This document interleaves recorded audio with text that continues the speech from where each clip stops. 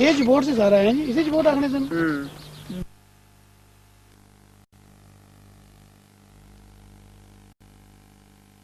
ऐसा क्रॉस करना है।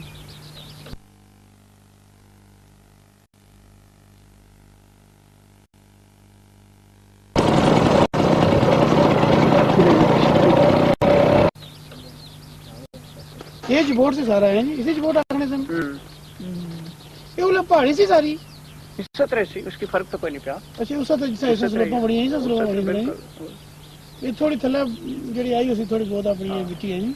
बाकी का पोजीशन क्या ये दादा जी खड़ नहीं चढ़ाई इतनी ज्यादा ही है। हां खड़ नहीं चढ़ाई इतनी। ओ ट्राली पार गई है वो तक चलो ना, जो राह नहीं नजर आता चलो फिर इधर हम इस क्रॉस बार जरूर उससे रास्ता मिल जाए। ये जबरदस्त वैली सीधी है जी, ये मैदान ही है। हाँ बहुत बेहतरीन और बहुत खूबसूरत जमीन थी, जिसमें बहुत जबरदस्त थी। हाँ बहुत प्यारियां सब्जियां और एक थोड़ा जा खिता है सी जरा इतना पानी की बोल रहा।